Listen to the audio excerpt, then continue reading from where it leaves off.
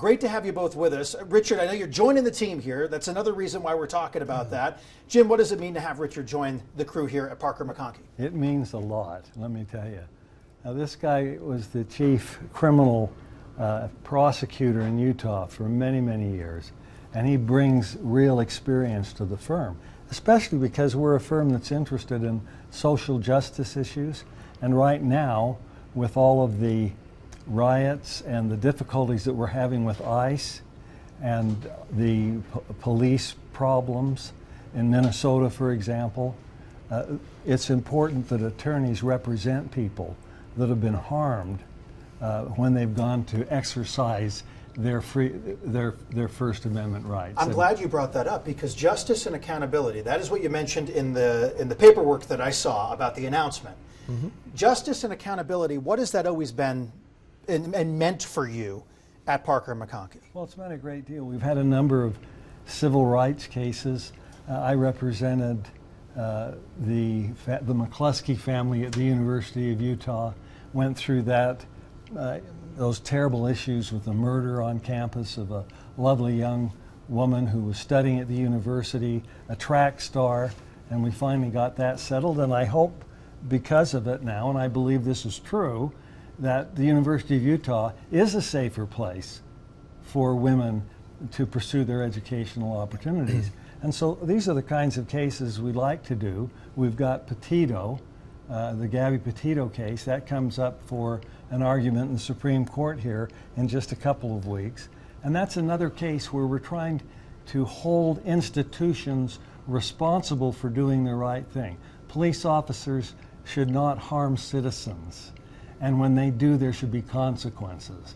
And so Richard, with his background as a prosecutor, and Brent Ward, who unfortunately isn't here today, he's off in Hawaii, I shouldn't say that, but he would have been here instead of me. But he also was the United States Attorney for 10 years.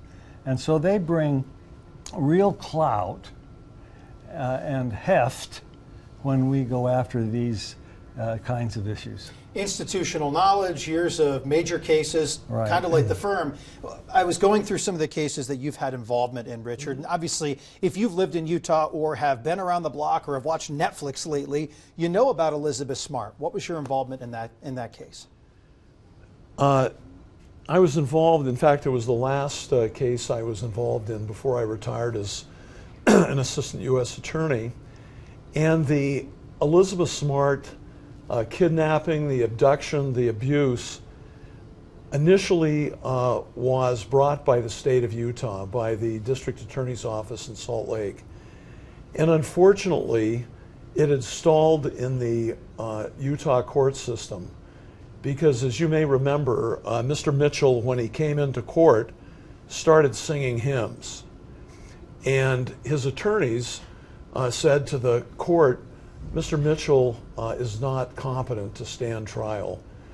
He's mentally deranged.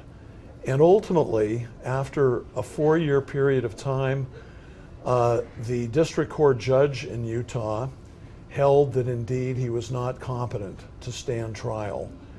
And that finding was appealed up to the Utah Supreme Court, and the Utah Supreme Court held that Mr. Mitchell indeed was crazy and that he was untreatable, unrecoverable from his situation. And so he was placed down in the state hospital in Provo to stay as long as he was no longer considered by the psychiatrist down there as an imminent danger. And as soon as they made that finding, Mr. Mitchell would have walked out the door immune from state prosecution.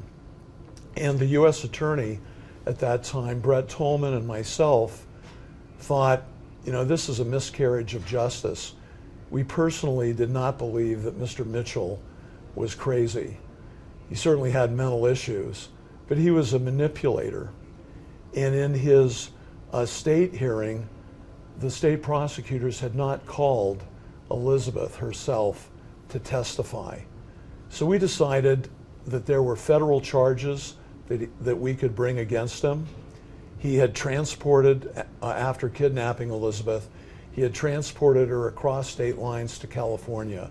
That constituted a federal kidnapping offense, and so we brought the charges against him.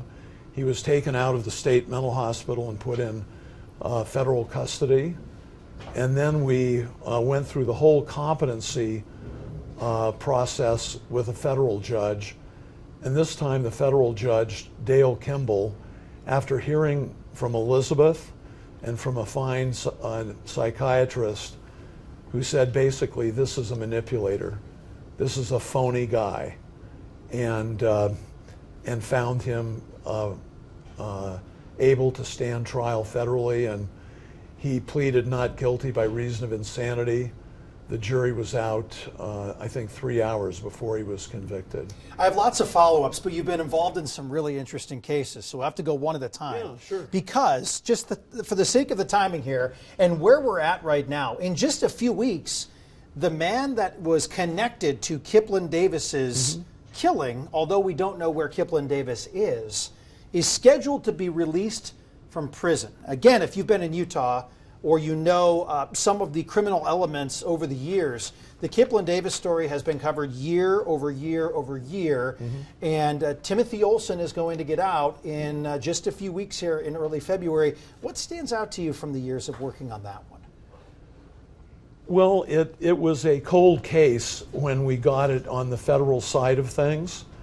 Kiplyn had disappeared from Springville High School, or excuse me, Spanish Fork High School, and some people in law enforcement said, well, she just ran away.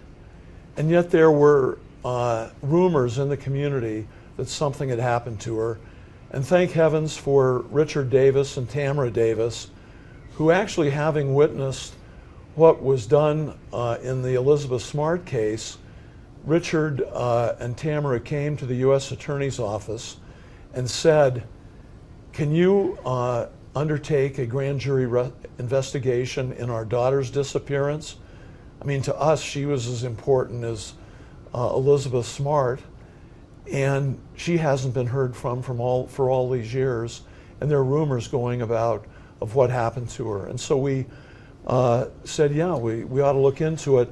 We ended up having, I think, what was the most extensive grand jury investigation in Utah history. Over a period of 2 years, we subpoenaed 187 witnesses before the federal grand jury, where they had to take an oath to tell the truth and under penalty of perjury. And they did, and it led to the grand jury indicting Timmy Olsen, Rucker Leifson, and one of their accomplices, Chris Jepson. Does it still bother you that she has not been located? Absolutely.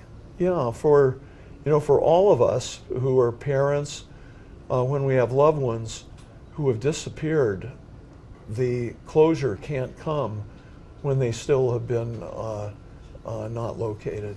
Of the trifecta here, the big three that at least were shared with us of the cases that you've had involved with here, the Valarie Clark Miller case, which is just years, decades of cover-up, if you will, by the state. And then they come out and they admit it back in 2022. And if you look at the letter, who they sent the letter to saying, we made a mistake, from the commissioner at the time, Jess Anderson with DPS, your name is at the bottom of that letter of recipients. What was it like to get that letter after all those years?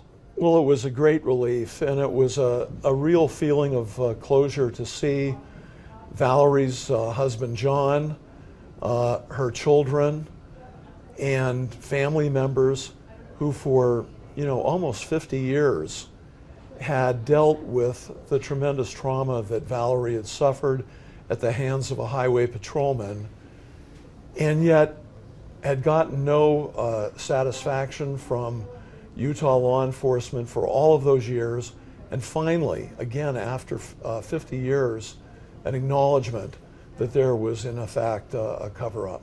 Richard, Jim, thank you both for coming in. We could talk about a lot of these things for much longer, but we've overstayed our welcome on this point. Thanks for both of you for coming in, and congratulations for your joining of the team over there at Parker McConkie.